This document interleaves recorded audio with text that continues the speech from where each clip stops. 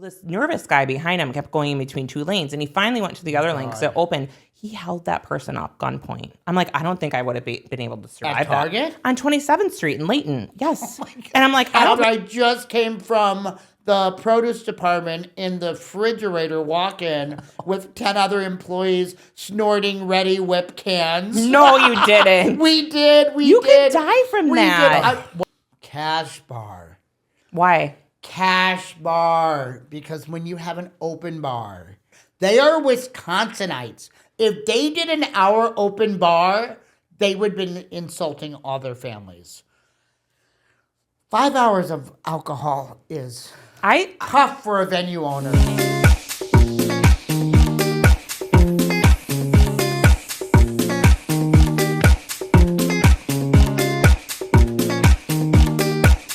Jackie, hello. Claiborne Green. You have to use my full name right. I love it because it's so darling. I know. It reminds me of Liz Claiborne. Claiborne. It brings back memories of my father when I was in trouble. Claiborne, or my mom screaming, Claiborne, get down here. I like it, Claiborne. It reminds me of Liz Claiborne. You look restful today. Thank you. You look sexy. Oh. That's like the day-to-night outfit. You can take the top up and you're ready to... Silk yes, moment. Exactly. Very sexy. I love that top on. You look radiant. I'm taken, but thank you. So where did you go? Where did you go? I know you went somewhere else for a few days because I couldn't get a hold of you. Up north. It's the end of the season. You know, get those last couple high fries in. You know, that's about it. Did you have a good time, relaxation? And it was so nice. Did your partner go? No, he had to work, unfortunately. Yeah, but we went by my friends Paul and Tolly's cabin, which is like 20 minutes away from our family cabin for the first half of the week. And Paul and Tolly. Paul that owns those amazing venues. What are they called? There's Vista, Birch, and the Atrium. Say and then them 3 more also times. We're plugging you, Paul. We love your venues. Vista, Birch, Atrium, but then also all the camp bars. All the camp bars. Yeah. My favorite. Well, they're not all my favorite bars. The only favorite one is the one in the Third Ward because that's the only one I've ever been to. So really, yeah, you've never been to the Shorewood one? I don't travel much out of the city. Oh yeah, you know that. Otherwise, you have to get your passport. Yeah, exactly. Unless I need my passport. Got it. Definitely need a passport to get into West Dallas nowadays. Don't hate on West Allica. I live in West Dallas. I'm not hating on it. I love it. Anyway, so one of the biggest Asian grocery stores opened up there. Do you know I went to Asian. it? Did you hear about my video that went viral? Like on TikTok? Like literally, they wrote an article about me because I go in and I'm like, Tim's over by the fish, like the raw dead fish section, and I'm not like, my favorite place. I was like gagging, and I'm like, oh, I gotta walk away. Like this isn't my vibe. So I'm like just looking through stuff. Although there was a really hot guy standing by the fish market, so I'm like, okay, I think I'll stand here for like an hour and a half. Sicko. But this video that went viral on TikTok, like someone literally wrote an article and named me. It's called me a Wisconsin woman. Wow, shut because up. I picked up this, it said beef pizzle. And I said, is this another name for cow penis? And it is. Like, and it's basically. Can we say that on a podcast? penis? I think it's like it's not like I'm saying like. Other stuff. I know. But like I'm wearing a beautiful black piece of lingerie. Give me your beef pizzle. Give me that pizzle. That's going to be our new name. Welcome to the Pizzle Files. The Pizzle Files. Okay, go But really, what you do is you like, because I was being serious. I posted on TikTok right away. I didn't even research it. I'm like, why don't we just call it a cow penis and call it a day, right? Funny. Everyone's chiming in. Like, I have like almost 100,000 views on it. Like it. someone wrote an article. Dude, but that's going to great. Pan-Asia but we spent probably close to 2 hours in there. Yeah, my boyfriend cool. does a seafood boil, and so you can get like a 2-pound lobster for like $30. Like, I saw that. That's amazing, and I can actually not wait to go because lobster is my favorite. You've never been? Seafood. No, I was there. Oh yeah, I went I thought you were. Okay, ago. yeah. Yeah, I went in there. I was kidding about standing by the seafood market for an hour and a half. I mean, I ran in, looked around. Couldn't really read anything on any of the labels. Everything I want. I'm like, I'm going to be adventurous and try a snack, right? And it'll be like chocolate-covered shrimp. And I'm like, oh, no. Like dried shrimp. I'm like... Chocolate-covered toes. Yum. No, it was like everything was shrimp-flavored. There's a whole aisle of all shrimp-flavored snacks. I'm like... And I kept saying, I want to find something to be adventurous. The cattails were the best. Oh, delicious. You ate a cattail? Okay. I did. Like an actual like plant or like an animal? Never mind. Okay. Anyway. Blonde. Yeah, Move on. blonde. Sorry, blonde. Original blonde. Yeah, Blonde Tourage. I'm a Blonde Tourage member. Anyway, yeah, so that's cool. Yeah, that's awesome that went viral for you. That's great. So tell me what's new. What's going on in your life? I want to... Actually, I've been meaning to ask you, and I think I've been meaning to ask you for like years, and I never have because I always forget because I always have so much going on in my life. What was the first job? I know this is totally random and has nothing to do with weddings, but it definitely leads up to where you are today. Where we are today. What was your first job? Gosh. Okay, so everybody was a babysitter. And it had nothing to do with cow tizzles. Beef pizzle. Beef pizzles. Get it correct. I'm going to buy you a beef pizzle and put it on pizzles, your doorstep. Beef pizzles, they're all the same. Faux shizzle. Okay, go ahead. Don't tell me about your first job. I got to know what it was. So, of course, we all babysat, right? That's not really, I don't think, like a job. I babysat. True. But my first job, it was funny because my friend Kelly and I both applied at the same place because we're like, wherever we get, we'll get it together. She got one at Science Gardens and Gifts. I got my first job at Target. So it's like the exact opposite happened of what we had planned. You were a Target girl? I was a Target girl. So it was so funny because I like loved it. Like I started like when I was 16. Like were you like, hi, I'm Jackie. Thank you for shopping at Target today. No, but I will get to that because I was moved up to customer service because I was so like, nice. Hi, I'm Jackie. No, that's your dream with your dress up. No, so I wanted to make money because my parents were at a point, they were like, if you want money, you need to like make it, right? They're sending us to private school. Totally. Like if you want to get those American Eagle or Abercrombie, you need to work. So when they allowed me, that's really luxury. Well, for us it was. I know, you know what I mean? Like $5 for a t-shirt was luxury. Oh my gosh. So true, right? It was like 30. And so, it was? Oh my gosh. I guess years ago it was. It got cheaper as the years went on and the competition and the sales. Well, now Abercrombie and everything it's still like mid-level. But anyways, so Target, I was a cashier to start. And I will never forget, there's two things in mind. One's like funny and then one is like not so funny. Here I am, a 16-year-old girl, and I said, when it comes summer, I want to be working 40 hours a week. I want to be like and at the time, Target and Marshall Fields were together, so I would get a discount at Fields too, which I loved. Anyways, so I remember this one guy comes and he's like looking behind the counter, and I'm like, can I help you? Do you need to throw something away? Yeah. And he's like, no, I just thought you were like standing on a box. You're so tall for being so young. And I'm like, I never noticed my height. Like, I do notice my height. You're like, boy, that's exactly what I need to hear at my age. And so I'm like, no, I'm not, standing on a box. It's just me on the mat back here. I'm really short. I had my legs stretched. And then, then another one, I think because everybody looked at me because I was so young and blonde and that I'm like an idiot.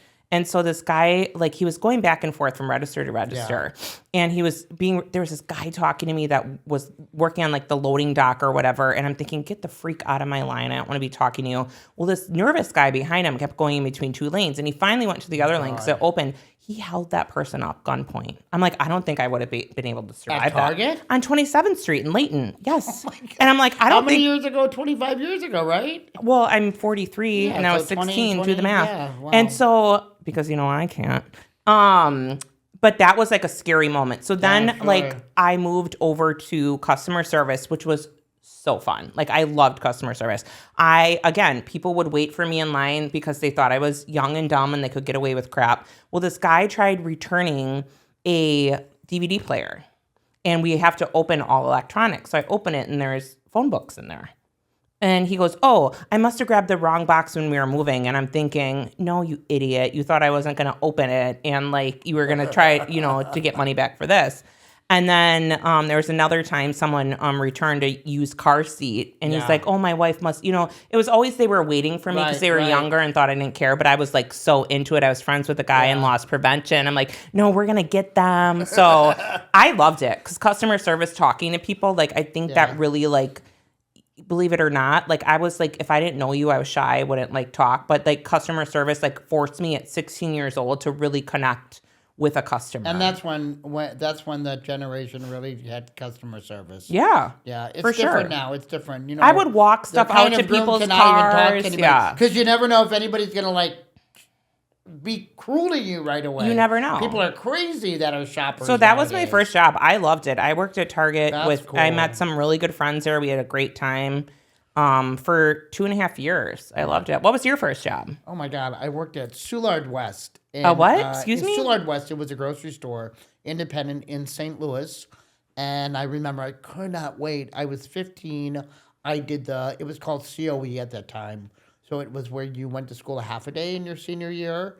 And then junior year. And then maybe it was freshman. I was 15. So whatever year that was, junior. But anyway, went to school a half a day and then got to get out and go at work. And you had to work a minimum of 4 hours a day. 3 days a week. So what did you do? So that was pretty awesome. I helped stock. I got the carts. I a little cart would boy. beg the cashiers to let me work at the cashier counter. I loved being a cashier. That was the biggest high for me when one of them, I don't even remember who it was, but they're like, okay, Clay, you can help me today. And I got to check out people. I'm like, oh my God, I got to check out people after I just came from the produce department in the refrigerator walk-in with 10 other employees snorting Ready Whip cans. No, you didn't. We did. You could die from that. I didn't die. Obviously, but we do not promote snorting of any aerosol products. In the grocery business now, I'm sure that wasn't a thing.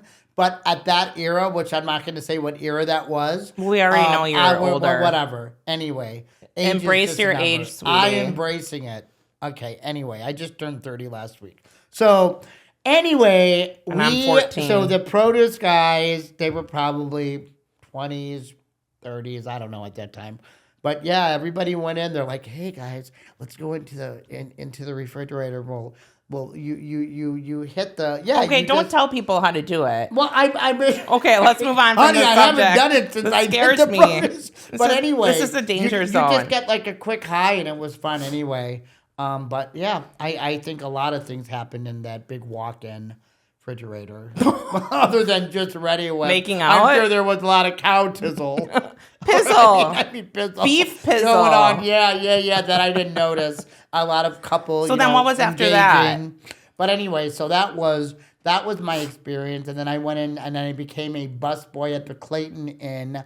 That was fun. And then, I just went into I always was in customer service like you, and I loved it. I grew up in an extroverted family. My family was a group of actors and actresses and dancers and just never really shy to be in front of anybody. So I'm thankful for that. I'm thankful for that I was extroverted. But I feel also, even at that time in my life, that younger age, and you too, I feel like most of us were very extroverted because we weren't hiding behind the phone. We had to be. We had to engage. We had to talk to people. And things definitely have changed. But anyway, so those were our first jobs. I'm glad that we shared that today. That's fun. There's some fun things that I'm remembering from my childhood of my first job. Being young and wild and free. Free was the best thing. Oh, no responsibilities. And not having to worry about a lot of bills. No, yeah. Except buying my Polo Oxford. That's what I was saving up for. A Ralph Lauren Polo Oxford at that time, I think, in my life. And so I learned how to work at a very young age, and I'm glad that I did because it's really transferred into my success and how I run things in my life now. For sure. And how I treat people. So today, what are we going to talk about? The wedding files. We're going to talk about the fun podcast. The Great Debate. So Great Debate. What is the Great Debate? Tell me, on Instagram, especially in our industry, it's called This or That. Okay. So everybody's doing these polls. That's just literally all the vendors are doing this. I don't pay attention to that much, but you do. That's what I'm here for. Okay. So a couple subjects, and being obviously you see weddings all the time. Open bar or cash bar? Cash bar. Why? Cash bar. Because when you have an open bar and it's between the ages of 26 to 35, that window wants an open bar. And they don't want it for an hour. They are Wisconsinites. If they did an hour open bar, they would have been insulting all their families. 5 hours of alcohol is... tough for a venue owner and everybody that works there and everybody that's brought in. I can understand that perspective. Cash bar to me is great. People will spend less. I mean, they do spend a lot. Don't get me wrong. But it controls the narrative a little bit more. It does control the narrative. And there's so many things, and I know that we've talked about it on other shows, and I'm not going to rehash them again, but the drunkenness of people, of getting so drunk, I have to tell you, so challenging. And let me tell you, hold that thought for a second. It is very different than owning a bar. When I had the Sangria bar, and I could cut people off, and I could tell them that, to leave, like get out, go. Yeah. Right?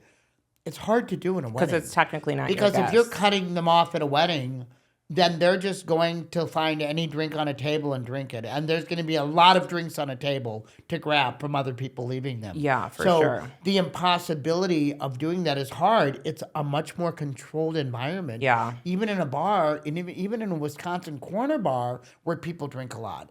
It is the toughest business when it comes to alcohol.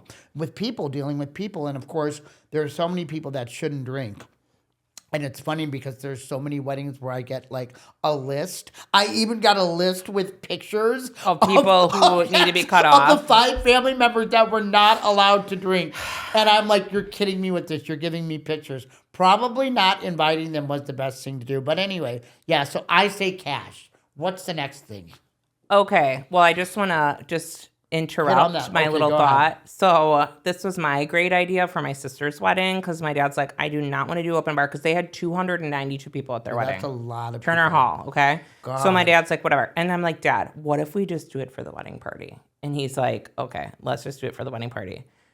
Well, little did he know, my cousins would come up to me and be like, do you want to do a shot? I'm like, yeah, come on. I have open bar. I have the open bar on my name tag, so not name tag, but on my name, so I can go up and get us shots. That was the worst decision. That was the worst decision, just to have like the bridal party have open bar, because it was, I mean, we had a blast. I mean, we were dancing to Bye Bye Bye on the stage. Like it was like insane, but also like either do one or the other, because then our level of drunkenness was a whole different level. It's interesting you said that because I take improv, right? Yeah. At the comedy shop, comedy sports in Milwaukee. Excellent place for improv to either go watch it or to take classes. The teachers are amazing. And so I'm going to take, one of the teachers is going to offer again a sketch comedy writing. And I'm like, oh, this is perfect because my forte has always been writing and I haven't that would be my dream. It is. And I always excelled in writing all my years of my life. And I just haven't done it in so long because social media takes over in life. So I'm super excited about it. But I have so much to write about. Sketches that I will just conjure up in my head when I'm sleeping. And I'm like, got this whole sketch out as if it's an SNL. And it all has to do with weddings because there's so much comedy that can be written. And it's just golden. And nobody's really done it. So speaking of bridesmaids, there's nothing worse than watching 10 or 12 bridesmaids. With drinks spilled on them. Hold on. Cleaning up at the end of the night. Wasted. Helping the bride wasted. It is I can't say that I haven't been there. I mean, I've been there. There's pictures of me in the background at open bar wedding. I'll never forget my friend Kelly's wedding up north. I'm like standing watching the bride twerk, like literally, and there's all alcohol down my pink bridesmaid's dress. Everyone, like, I mean, it was one of the most fun weddings. However, the next day, everyone was drunk. Everyone had a story of getting back to their cabins. But if you're a drunk bridesmaid or a guest in my venue and you take off those shoes and you walk around barefoot, I will come talk to you. Oh, well, I've done that in my 20s. You bring slippers. I don't care if those in my 20s, I've done that. Not anymore. Not anymore. Anyway, I'm a lady now. Okay, next one. Do you believe in a sit down or a buffet? First of all, technically stations. First of all, buffet is not in my vocabulary anymore. Okay, stations. Thank you. Buffet sounds like the country buffet, and that seems like $4.99 and cheap meats. And where are you going to get a country buffet for $4.99, honey? Like now it's like $21.99. Well, I usually just stand out front, and Grandma comes out, and then she resells all the stuff in her purse to me for $4.99. Yeah, that was my great grandma. Exactly. So I've always said, sit down is great if you have like 30, 40, 50 people. Agreed. Because I have experienced great caterers, top-of-the-line caterers, that have the right staff to serve it. And I've experienced top-of-the-line caterers that have maybe 3 or 4 people to serve 150 people. And let me tell you, at $70, $80, $90 a plate, and then the last 40, 50 people get cold food, that's never good. I know. And that happens a lot. And the biggest problem is employment. And as a venue owner, we know this. A lot of the catering companies are short nowadays. They don't have enough people working for them. I've experienced some of the top-of-the-line catering companies coming, and they're like, oh, so-and-so couldn't make it, so I'm filling in, or we're going to be doing this too. It happens a lot. I say stations are fantastic. I love it's stations. Easy. I do too. And as a venue owner, seeing how much food is brought, because most of our vendors that we recommend or the vendors that come in from the client usually they bring extra stuff. So there's always extra food that they can take home. Yeah. So I say stations. I love stations. / buffet if you're from the South. Well, there's so many cool things you can do with stations too. Like Paul and Tali, which we talked about before, at their wedding, they were married at the art museum. She had their salads in little martini glasses. Oh, I love that. Which was so cute. We just had that a few weeks ago. They carving did cocktails station. Yeah. Love it. There's so many cute things you can do. There's also so many different things, like you said. I had somebody do a macaroni and cheese bar. Then they did they had a macaroni and cheese bar, they had a taco bar, and they had a pasta bar. Love it. And all different meats and fishes that go in it. And guess what? That's what their buffet was. Their stations. And just load them up with carbs so they don't get wasted. That's a good Pasta idea. and macaroni. That's a great idea. I'm gonna just have to load use them on that up. too. Yeah. Okay, so I say I vote for stations. Same. And I think you do I'm also too. stations. Okay, so next thing. Handwritten vows or traditional vows? I love the handwritten. I love the handwritten vows. I think they're great. I like both. Do you like both? I like the handwritten. I feel like we get a lot of handwritten ones, and some of them can be so tear-jerking. I mean, I'm an easy crier. I'm a hard ass, but I'm an easy crier. And well, I feel like you got to keep it down to the too. vows, I'm usually in tears at the wedding. So. I think you got to keep them short and sweet. That's short the same, and sweet. Oh, you know yeah. what I mean? The hour and a half, I remember the first time I bedded you, and then we woke up. Has anybody ever said that? No, but I'm just saying. I mean, come on, let's get real. I mean, no, but sometimes, a couple of times there's been like, okay, this is a 30-minute, handwritten thing. Okay, honey, we get it. Let's speed this up a little bit. People are thinking cocktails right now. They just want you to say, I do. I agree. I like the handwritten vows, but I also like the classic I do. And I think maybe it's just that's what you dream of as a little girl getting married and being like, okay, I do. That's fair enough. I don't know. That's so fair. I know I mentioned it before, but I had a friend who did their vows in private before, handwritten, so they could take their time, say what they wanted, and had a witness in front of them. And then they did the classic, do you take whatever. Okay, I have one for you now. Okay. Speeches or no speeches? I was just going to say that. Are you kidding me? I'm not. I was going to say, okay. Oh, hold on. I think it depends I struggle with this. On how many bridesmaids and groomsmen there are. I struggle with this. I've known Sarah since I was 5 years old. Everyone knows that. Honey, girl, we don't everyone need knows to that. know that, okay, great, you've known Sarah since she's 5, But now we've just heard 30 minutes of Sarah until especially her 37th year, and now she's getting married. Especially if they're from hammered. One bridesmaid. If they're hammered and like a crier, Oh, then it's why like, am I thinking of Bridesmaids now? Remember Bridesmaids, that scene at the... Of course I do.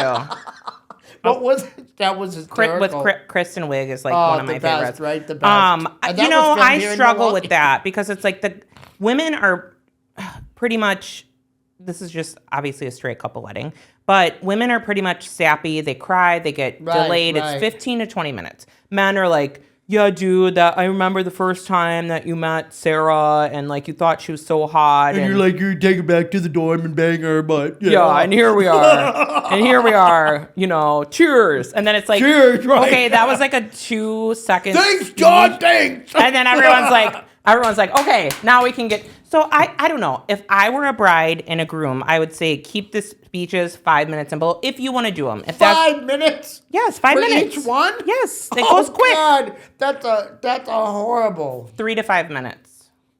3 to 5 minutes, talk about whatever. I don't think that's that bad. And then the same with the guys. You know, but it depends on. I mean, when you have 6 and 6, 12 people. I'm saying the parents, no. You're only talking about 16 different speeches. Only the maid of honor, and then why can't I think of the dude? Why can't I? What is the groom? What's the groom's best man? Oh, best man. Only the maid of honor and the best man should be doing speeches. I love the idea of everybody pre-writing their speech and having a big, beautiful frame and having all their speeches in there that people can walk by. That's and an read. idea. That's kind of a cool idea. My dad did a speech for my sisters, which was really cute, but his was like some 5 speeches minutes. are absolutely beautiful when they're written just beautifully, and I love to. Mine was like short and sweet for my sisters. It was literally like 3 minutes, and basically I just said like, you know, the way they met, and I said because they love to gamble. And so before the wedding, I contacted like 40 people. This is out of 300, right? And I said, hey, can you bring a scratch off to the wedding? And so I said, you guys have been lucky in love. I hope you're lucky in life. And so all these people came forward and started giving them like these scratch off lottery. I think it might have been like 100 people. And they didn't win shit. Idea. They didn't win shit. I think they won $2. Nobody won shit. So next one. What's another one? I want to know what your thoughts are on the garter toss still. Garter toss? Do people still do that? No. Done. No. People are done with all that? No. And I honestly do not want to see another male going in between the legs of a bride and the whole thing covered. Why? Because you don't like straight sex? Because the one guy was underneath her dress for like 10 minutes the last garter toss I saw. Was she really happy, though? Was she really happy? I don't know. We'll have to give her a call. But this was at... Was she smiling? At my Clybourne venue, and I was like... What is that? I wanted to be in the mind of everybody else here. Like, what is that? Next time, like 5 minutes. And literally, I'm not exaggerating. Like, go pull the fire alarm. You need to get out from pull the fire alarm. Be like, everyone out. It's getting too hot in here. We gotta go. Fire! I mean, legit. I always thought if I ever got married, like I would be like, all the single ladies, please join me at the back of the bar for a shot. You know what I mean? Yes, like something fun totally. And like instead of like all the single ladies honestly, come on the floor. Honestly, you know, there's so many new things that are happening in the wedding industry, and something like that is just old. And there's so many things that I bring up in my initial interview with the client of like, don't do this, don't do that, do this, do that. And they love the ideas from you. What's another one? Okay. First look or not? Ooh, that's a tough one. You know, I think that there's, you know, we go back to tradition and I love both. I feel like, and interesting you said that because I'm going to kind of integrate this with my question. Do they do cocktail hour or do they don't do cocktail hour? So here we go. So first look would obviously be where they both see each other. And I think a lot of the newer couples, like in their 30s, and a lot of them are more like 30s and 40s are more like, you know what? we're cool. Let's just do first look together. Let's get all the pictures out of the way. And then I come in and I'm like, recommend, hey guys, why don't you do your pictures early? Get them out of the way. You guys see each other. You're still going to cry. You're still going to have the same emotions. When she walks down the aisle, that's not going to change. You've probably already seen her dress because you've snooped. Why don't you guys join your cocktail hour too? I said, because all this money people spend for cocktail hour, and it's always mind-boggling. That is the most fun part of the event. Because you can actually talk to people before they're hammered. And you get to hang out and have fun. Yeah. I mean, you might get a little hammered more than you want to get. Yeah. But a lot of times the brides don't even want to have cocktails. You know, they're pretty good about that until after dinner. Yeah. You know, they want to maintain their composure. But I love the idea of the first look. I love it. I think it's great. And it just takes so much time. I mean, it gives you more time at your wedding to enjoy it. So what do you think? Piggybacking off of that, do you think it's a good idea when venues say no alcohol service during dinner? Because there are places that do it. And during speeches and dinner, they close the bar for like an hour. I've gone up and they're like, the bar's closed right now. So I personally, as a venue owner, I'm all about whatever the client wants, but I recommend, and again, you know, when a venue owner is compassionate about what they do and they're not looking to get out of something with the client and they're really sharing their great ideas with the client, I tell my clients, I'm like, guys, you're going to do a bar package? Why don't we do this?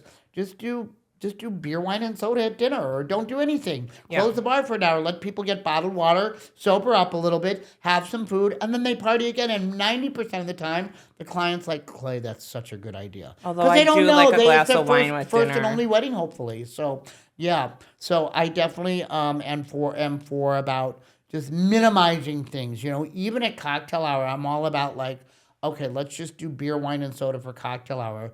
Because it is Wisconsin. I mean, you know, we have to take into consideration a lot of weddings. A lot of the people are from Milwaukee or Wisconsin, and it is a heavier drinking. I mean, we don't drink a drink an hour or no shots like other cities do. People drink, they'll do 2 drinks, and they're ready for shots. I don't think shots should be at I don't know. I think you can't control shots. I know you can't. If you do, they'll just come in. Can I get a tequila neat? Hello, that's a shot. Yeah. Come on. Can I get 10 tequila neats? And can you chill them? Right. Believe me, I tried that on my first venue, and I'm like, it's not working. It's Wisconsin, not going to work. So anyway, what's another thing? Okay. Do you believe in changing looks? Hell yes. Same. Yes. Everything going underneath there for a bride. It's hot. It's hot, okay? It's warm.